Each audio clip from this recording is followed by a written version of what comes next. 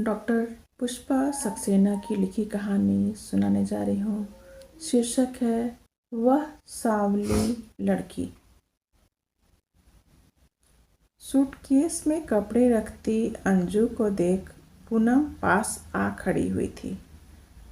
कहीं बाहर जा रही है अंजू? ऑल इंडिया कॉन्फ्रेंस के लिए मुझे नॉमिनेट किया है भाभी। कहाँ जाना है सो तो बताया नहीं।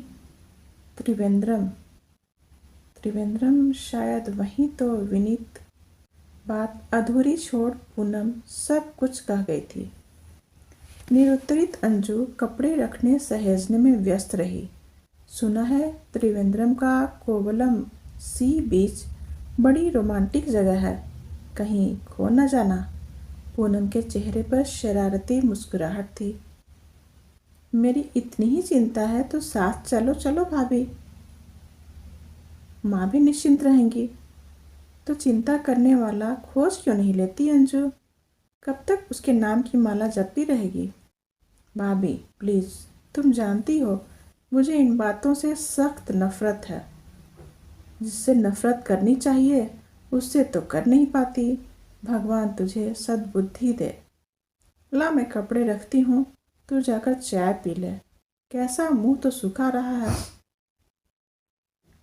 थैंक्स भाभी, सच तुमने मेरी आदत ख़राब कर दी है। तुम्हारी पैकिंग भी तो कितनी अच्छी होती है, कोशिश करके भी मैं तुम्हारी जैसी पैकिंग नहीं कर पाती। अच्छा अच्छा, अब ज़्यादा कुछ कहने की ज़रूरत नहीं।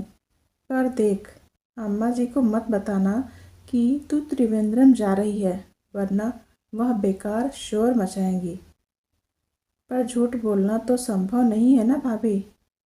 अच्छा तू जा, वो सब मैं संभाल लूँगी।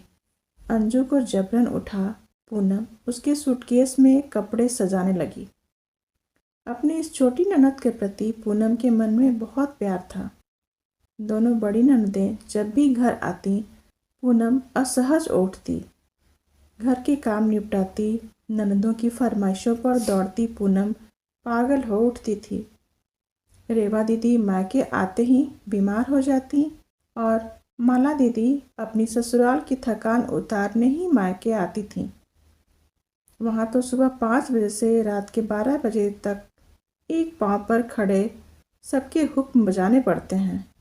एक पल का आराम नहीं आता, इसीलिए यहाँ काम में मदद नहीं दे पाती। माला दीदी भोला सा मुँह बना विवशता जताती। अरे 4 दिन को मायके आई है, कम से कम 4 दिन तो आराम कर ले।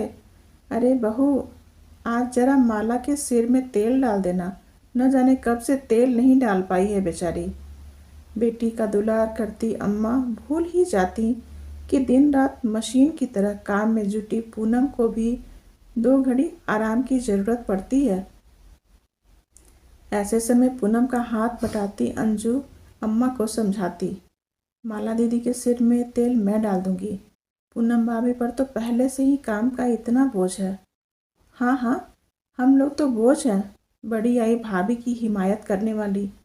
हमसे जैसे इनका कोई नाता ही नहीं है। दोनों बहनें रुबासी हो जाती। अंजू की ओर से क्षमा मांगती पूनम उनसे मनुहार करती। अंजू अभी छोटी है दीदी, बात समझ नहीं पाती।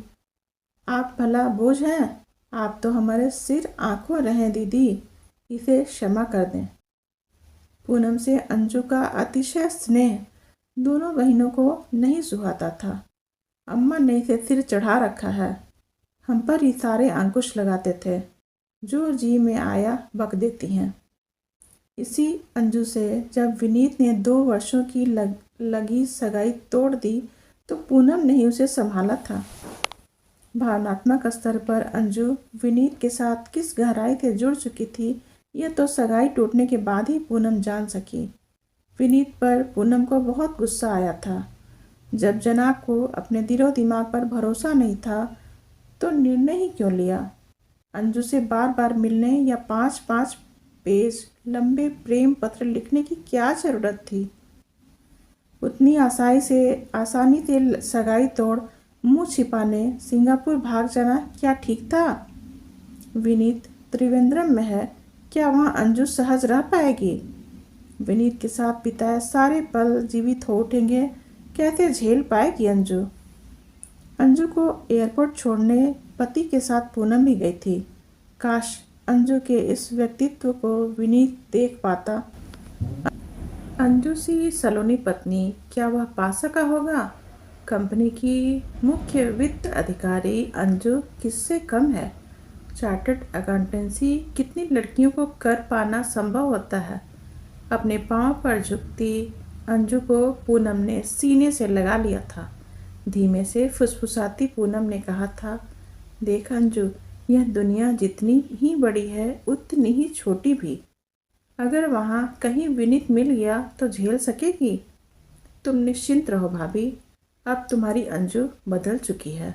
हाँ, पहले से ज़्यादा निखर आई है हमारी अंजू, नज़र न लग जाए। कहने को पूनम हंस पड़ी थी, पर मन 5 वर्ष पूर्व की बेहद टूटी उदास अंजू की तस्वीर याद कर रहा था। विनीत के पापा का संक्षिप्त पत्र अचानक मिला था। विवाह संभव नहीं, क्षमा करें। यद्यपि पत्र में उन्होंने कोई कारण नहीं लिखा था, पर बाद में खबर मिली थी सिंगापुर में बसे रबर व्यापारी ने विनीत को खरीद लिया था। धन्यवाद। कहानी समाप्त। अगर कहानी पसंद आए तो इसे लाइक, सब्सक्राइब और शेयर ज़रूर करें।